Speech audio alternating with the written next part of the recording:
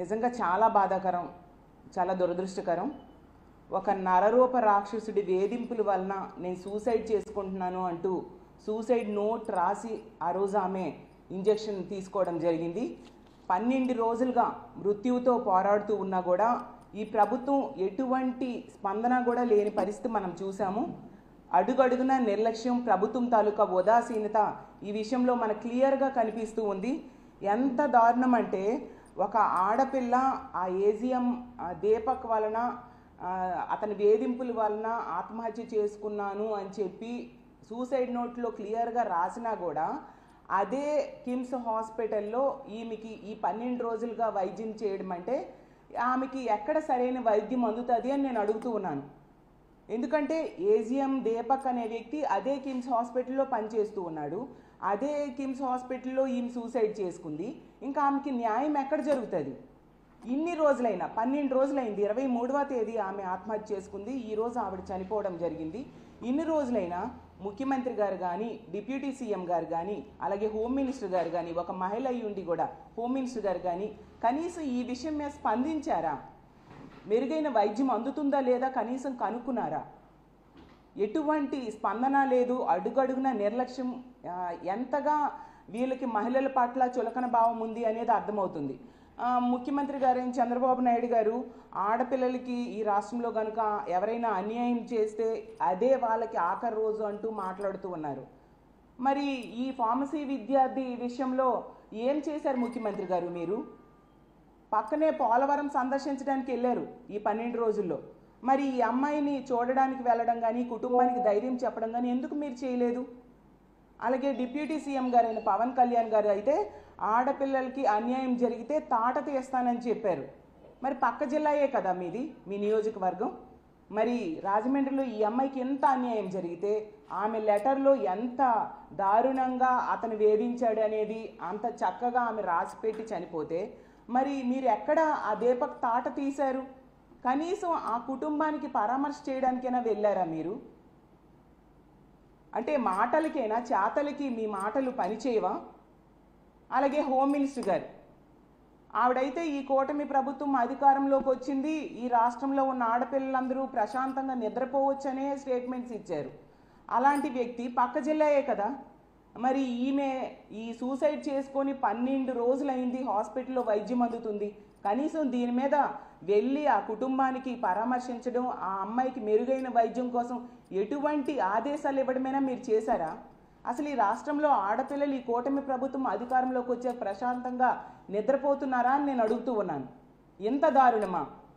ఎంతసేపు ఈ కూటమి ప్రభుత్వంలో ముఖ్యమంత్రి గారికైనా, డిప్యూటీ సీఎం గారికైనా, మంత్రులకైనా, ఎమ్మెల్యేలకైనా కామెడీ స్కిట్స్ చూసి నవ్వడం, ఎంజాయ్ చేయడం మీద ఉండే శ్రద్ధ ఇలా ఆడపిల్లల మీద అఘాయిత్యాలు జరుగుతుంటే వాళ్ళకి రక్షించాలి అనే దాని మీద లేని పరిస్థితి క్లియర్గా అర్థమవుతుంది.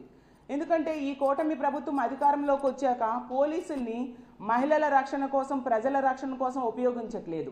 ఎంతసేపు రెడ్ బుక్ రాజ్యాంగం అమలు ఏ విధంగా చేయాలి, ఎలా అపోజిషన్ పార్టీ లీడర్స్ మీద కక్ష సాధింపుకి ఉపయోగించాలి అన్న దాని మీదే దృష్టి పెడుతున్నారు తప్ప ఆడపిల్లల్ని రక్షించడం మీద దృష్టి పెట్టట్లేదు.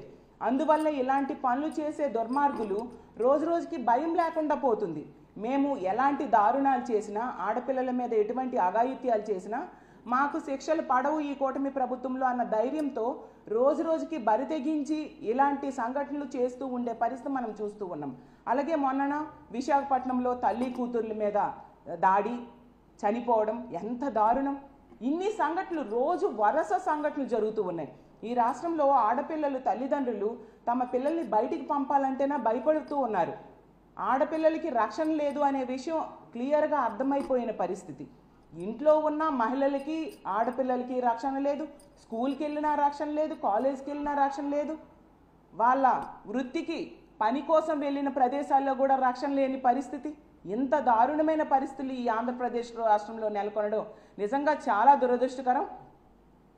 శక్తి యాప్ అని చెప్పి తీసుకొచ్చామని చెప్తూ ఉన్నారు. గతంలో మీ అందరికీ తెలుసు, జగన్మోహన్ రెడ్డి గారు దిశ యాప్ తీసుకొచ్చారు. పక్క రాష్ట్రంలో ఒక ఆడపిల్లకి అన్యాయం జరిగితే అలాంటి పరిస్థితులు ఈ రాష్ట్రంలో జరగకూడదు అని చెప్పి దిశ యాప్ని తీసుకొచ్చారు. దిశ చట్టాన్ని అసెంబ్లీలో ఆమోదం తెలియజేసి కేంద్రం దగ్గరికి పంపడం జరిగింది.